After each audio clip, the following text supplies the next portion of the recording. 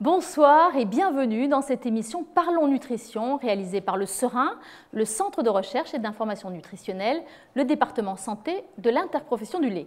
Alors son thème, les régimes d'exclusion info ou intox.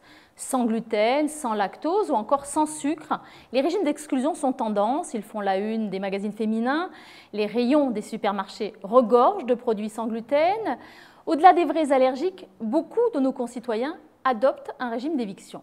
Alors avec nos experts, nous allons faire un focus sur deux régimes d'exclusion, le sans gluten et le sans lait, pour essayer de comprendre le phénomène sociologique, pourquoi fait-on la chasse à certains aliments. Nous allons ensuite faire un état des lieux scientifique. Ces régimes alimentaires présentent-ils des dangers? Et enfin, nous essaierons de vous donner des outils pour répondre aux interrogations et aux craintes de vos patients. Le lactose, je pense, fait partie de ces éléments qui créent chez moi une réaction allergique. J'ai mal au ventre, ça me déclenche des douleurs abdominales, donc je n'en prends pas. C'est-à-dire que le lait, c'est important d'en consommer quand on est enfant, quand on est en pleine croissance, mais quand on est grand, le lait, on n'en a plus besoin. On n'a pas les enzymes pour digérer les produits laitiers. Il n'y a que l'enfant qui boit du lait et qui a ces enzymes-là. Moi, j'en consomme tous les jours du lait, tous les matins. Je ne regarde pas du tout les étiquettes. Je consomme ce dont j'ai envie. Ça nous reste sur l'estomac toute la journée et que ça fait une belle pâte dans l'estomac et c'est pas bon. Je suis parti voir un médecin et qui m'a dit que j'étais allergique au gluten, pour commencer. Et de surcroît que j'avais certaines graisses dans le sang qui étaient importantes et que j'ai éliminées grâce justement à l'élimination totale des produits laitiers, du pain sans gluten, etc. Le gluten, non, je fais pas du tout attention. Le pain, j'en mange, les pâtes aussi. Et j'ai même le sentiment qu'il m'en faut. Pour moi, c'est important d'avoir du gluten dans mes produits laitiers le matin, puisque c'est le seul repas que j'ai le temps de bien manger, de prendre le temps de manger le matin. Je ne suis pas sensible à la mode du sans gluten, ou du sans produits laitiers. Le fromage, je le garde parce que c'est le plaisir du vin charcuterie fromage à la française. Voilà. Alors sans plus attendre, je vous présente nos trois invités. Le professeur Jean-Michel Le Cerf, bonjour. Bonjour. Vous êtes chef du service de nutrition à l'Institut Pasteur à Lille. Olivier Bernard, bonjour. Bonjour. Vous êtes pharmacien au Québec et auteur du blog Le Pharmacien. Et Gérald Bronner, bonjour. Bonjour. Vous êtes sociologue. Alors, nous sommes installés pour une bonne heure, autant qu'un espace de coworking à Paris, mais à portée de clic, vous pouvez tout à fait réagir, nous poser des questions sur Twitter avec le hashtag #SerinLive. Alors, avant de rentrer dans le cœur du sujet, quand même une réaction un peu à chacun d'entre vous. Professeur Le Cerf, peut-être pour commencer, à ce micro-trottoir. Est-ce qu'il y a des choses qui vous ont fait un peu hérisser le poil, si je puis dire ? Oui, sûrement. Il y a beaucoup de choses qui sont un peu contradictoires, hein, des personnes qui confondent allergie, intolérance. Voilà, donc bon, il y a sans doute une petite part de vérité, hein, toujours. Et puis, il faut respecter ce que les gens disent. S'ils sentent des choses, on les entend. Ouais, mais il y a aussi beaucoup d'idées reçues, beaucoup d'idées fausses. D'accord. Olivier Bernard, une petite réaction à ce micro-trottoir? J'ai beaucoup aimé le monsieur qui parlait du gluten dans ses produits laitiers. J'ai trouvé que c'était particulièrement intéressant. Mais ce qu'on remarque, c'est que les gens se fient beaucoup à leur intuition, à leurs impressions pour dicter qu'est-ce que leur alimentation va être. Il y a du bon là-dedans, hein, parce que les gens, c'est vrai qu'ils connaissent leur corps. Mais il faut être capable de distinguer qu'est-ce qui est l'anecdote et puis qu'est-ce qui est un diagnostic médical, parce que ça a une importance sur la vie, toute notre vie au complet. Et vous, Gérald Bronner, ça vous inspire quoi, ces petites réactions? Un micro-trottoir n'est jamais représentatif de la vie de la population, bien entendu. Mais là, on a quand même l'impression qu'il y a une surreprésentation des gens qui se déclarent intolérants ou allergiques au gluten ou au lait. Donc, c'est déjà un premier indice intéressant. Oui. Alors justement, on va rentrer dans le vif du sujet avec vous. Gérald Bronner, vous êtes donc sociologue, je le disais, auteur de La démocratie des crédules, paru aux presses universitaires de France. Alors donc, pourquoi, à votre avis, là on a vu, vous dites qu'il y a une surreprésentation, mais quand même, est-ce qu'il y a un engouement et pourquoi, à votre avis, il y a un engouement pour ces régimes d'exclusion et notamment le sans gluten? Si par engouement, vous voulez dire surgissement dans l'espace public d'une considération alimentaire qui n'était pas très présente auparavant, incontestablement. Un des symptômes les plus tangibles, c'est celui que vous avez donné dans votre introduction, c'est-à-dire le surgissement dans nos supermarchés d'une proposition de produits sans gluten qui n'existait pas auparavant et qui prend maintenant, il suffit de voir les rayonnages, un certain espace. Alors comment expliquer ce succès? Il y a bien des façons, mais peut-être la façon la plus intéressante, c'est de se demander pourquoi les gens qui essayent, qui tentent le coup, eh bien pourquoi ils ont le sentiment que ça marche dans un certain nombre de cas. C'est ça le mystère, parce qu'évidemment quand vous avez un peu mal au ventre, vous digérez pas toujours bien, etc., vous vous dites après tout pourquoi pas. J'ai entendu parler de cette histoire d'intolérance au lait, d'intolérance au gluten, ou à ce que vous voulez d'ailleurs, et pourquoi ne serais-je pas moi-même le sujet de cette intolérance-là? Et vous faites un petit test sur vous-même, et dans certains cas vous avez l'impression que ça marche. Donc les gens ne sont pas stupides, ils ont l'impression simplement, dans leur expérience, qu'il y a quelque chose qui se produit. Ils connaissent leur corps, comme a dit Olivier Bernard, et une fois que cette impression s'est en quelque sorte enracinée dans votre vie quotidienne, il est très difficile avec un discours rationnel de faire reculer cette croyance. Alors pourquoi est-ce qu'ils ont cette impression? C'est la vraie question. Il y a un effet que dans le monde de la médecine on connaît bien, qui est l'effet placebo, puis à l'inverse il y a aussi l'effet nocebo, c'est-à-dire l'impression d'effets négatifs en raison de la croyance que ces effets négatifs vont se produire. Pour vous faire comprendre, à ceux qui nous écoutent, les processus psychosociologiques qui sont à l'œuvre, je comparerai avec les résultats que j'avais obtenus avec des étudiants, une étude que j'avais faite avec des étudiants de la Sorbonne à l'époque, qui était sur un sujet qui peut sembler très différent, mais en fait, ça se ressemble d'une certaine façon. Il s'agissait de voir, de tester la croyance à la voyance. On avait pris deux échantillons, un échantillon de gens qui croyaient beaucoup à la voyance et un autre échantillon de gens qui croyaient moyennement à la voyance. Et on leur avait fait des prédictions avec une voyante personnalisée, et on leur demandait semaine par semaine si ces prédictions, elles s'étaient révélées être vraies dans le domaine de la santé, dans le domaine professionnel ou amoureux. Et on voyait une nette différence entre ceux qui croyaient beaucoup à la voyance et ceux qui y croyaient que moyennement. Évidemment, ceux qui y croyaient beaucoup voyaient ces prédictions beaucoup plus confirmées que les autres. Mais ceux qui ne le savaient pas, la ruse de l'expérimentateur, c'est que la prévision, en fait, c'est moi qui l'avais faite en découpant des éléments d'astrologie dans un magazine de télévision, et que c'était la même pour tous.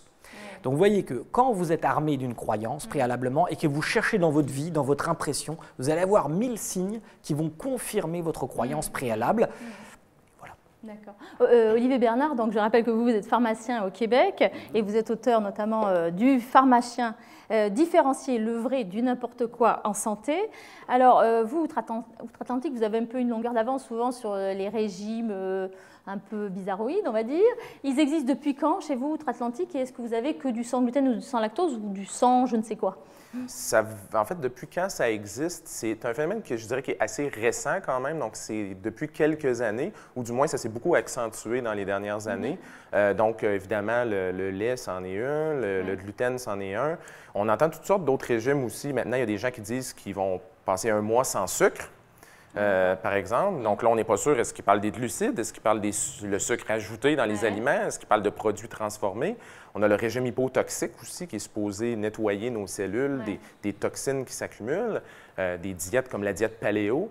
Mais souvent, les gens, on se rend compte que quand on les questionne un peu, en posant quelques questions, ils n'ont pas vraiment une grande connaissance de qu'est-ce qui est en dessous de ces régimes-là. Mais est-ce qu'ils ont peur finalement peut-être, ou est-ce que c'est un rejet d'une forme d'industrialisation de notre mode alimentaire? Est-ce que ça peut être le signe de ça, à votre avis? À mon avis, oui. Et puis je pense qu'il y a beaucoup d'inquiétudes que les gens ont qui sont tout à fait légitimes.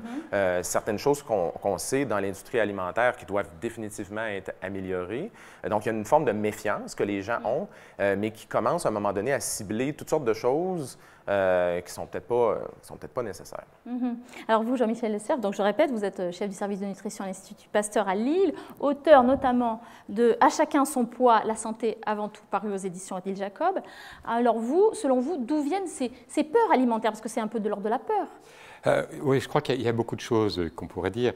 Peut-être quand même il faut souligner que ce sont des peurs qui ne surviennent que dans les pays très avancés, entre guillemets avancés comme le nôtre, où l'abondance alimentaire est devenue quand même quelque chose d'assez extraordinaire. On est un peu des enfants gâtés, il faut le dire. Moi, je pense qu'il ne faut pas oublier cette dimension-là, et on est devenu un peu difficile. Et toi, qu'est-ce que tu as supprimé? Quoi, tu n'as pas encore supprimé ça? C'est incroyable. Tu devrais, franchement. Donc, on ne voit pas ça apparaître dans d'autres pays. Et ça, c'est la première chose qui me frappe. Deuxièmement, il y a quand même une pléthore d'informations qui sont contradictoires, qui sont aussi animés par des gens qui ont des intentions qui ne sont pas toujours tout à fait justes, ce qui ne veut pas dire que les gens qui ont des vrais problèmes n'existent pas. Il y a des vrais problèmes. Et en tant que médecin, moi je fais un diagnostic, je ne rejette pas ni les problèmes ni les gens, bien entendu. Mais face à toutes ces informations contradictoires, voilà, qui émanent de gens qui ne sont pas forcément très, très compétents d'ailleurs. Et puis c'est un peu entretenu, comme le disait Gérald Bronner tout à l'heure en introduction, dans les magasins, il y en a beaucoup. Quand vous voyez dans les magasins sans, alors il y a bien sûr, il y a sans lait, sans lactose, sans gluten, mais on a eu sans palme, sans aspartame, etc., tout ce que vous voulez. Ben, s'il y en a qui le suppriment, c'est que c'est pas bon. Oui, donc je vais tester. Non, mais c'est même pas uniquement ça, c'est que c'est pas bon, puisqu'on le supprime, puisqu'il y a des gens qui le mettent en avant. Qui disent « nous, on vend des produits sans ». Donc, c'est pas bon. Est-ce que ça ne peut pas être aussi le signe de… On ne peut pas dire que la science ait fait des miracles en termes de perte de poids, de régime alimentaire. Est-ce que, du coup, on ne s'invente pas des régimes miracles parce que la science n'a pas réussi à nous donner des solutions, finalement? Oui, je ne sais pas. Je pense qu'il y a une quête indéniable, peut-être aussi un peu de nombrilisme, parfois, pour certains, et puis réellement de l'inquiétude, de l'anxiété. Il y a l'industrie qui est une espèce de flou, parfois considéré avec beaucoup de mépris. Il y a ces objets, comme le disait Claude Fischler, comestibles non identifiés, vous connaissez bien, les OCNI, et donc on nous cache quelque chose. Ouais. Voilà, donc je pense qu'il y a tout un ensemble de choses, et puis peut-être, c'est vrai, la médecine est parfois un peu prétentieuse, et donc elle ne répond pas à mes attentes. Enfin, quelqu'un a trouvé, et en plus, c'est quelqu'un qui n'est pas reconnu, et sûrement c'est quelqu'un qui… devrait être reconnu, il devrait avoir pignon sur rue. Donc il y a ceux qui vont annoncer ça vont se dire brimés par les scientifiques, les experts, qui sont tous, les experts, c'est connu, incompétents et payés par on ne sait qui.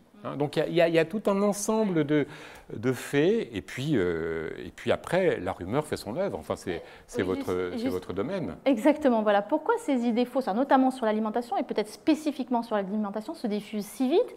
Et est-ce que ça a à voir avec un phénomène proche de celui de la rumeur?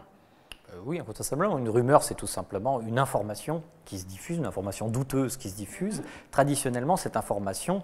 elle se diffusait par le bouche à oreille, puisqu'elle n'avait pas accès en quelque sorte aux médias officiels, ou très rarement, il y a quelques contre-exemples.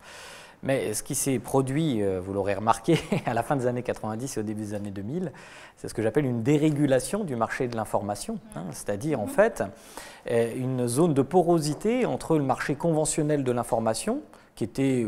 disons, organisé, régulé en quelque sorte par des professionnels de l'information, qui étaient les journalistes, qui étaient les universitaires comme moi, les professeurs de médecine, les responsables d'associations. Enfin, il y a toutes sortes de personnes qui étaient considérées comme légitimes à prendre la parole dans l'espace public.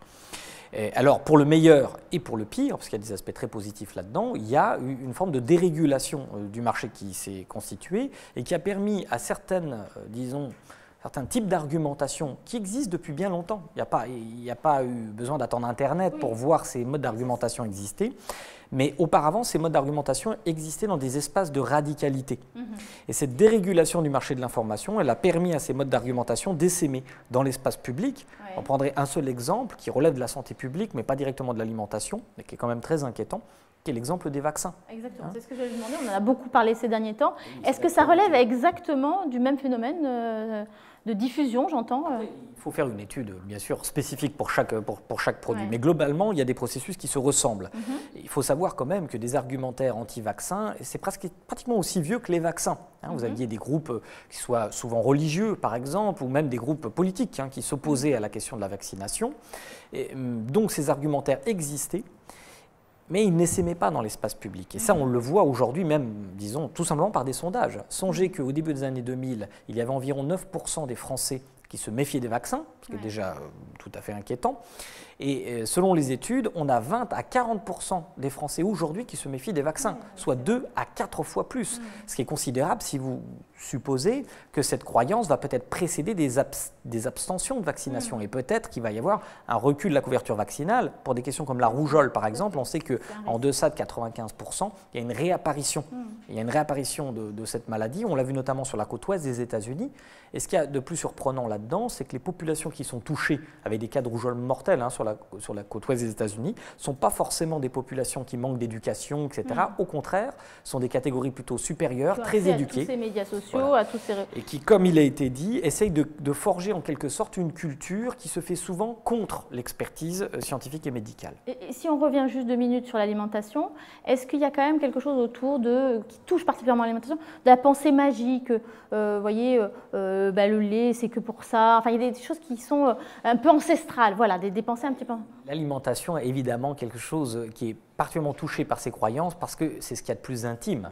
C'est quelque chose qui vient de l'extérieur, du monde extérieur, et que vous ingérez. Donc, il y a des phrases du genre « vous êtes ce que vous mangez », etc. Ce sont des phrases très, très ambiguës, mais qui montrent bien que l'imaginaire de la contamination, de la pollution, de l'empoisonnement même, évidemment, sont connexes au problème de la nourriture. Ce qu'il y a, il me semble, d'assez nouveau, c'est qu'auparavant, c'était des produits assez nouveaux, comme l'aspartame, par exemple, qui constituait une forme d'innovation technologique et qui était ciblée par la méfiance.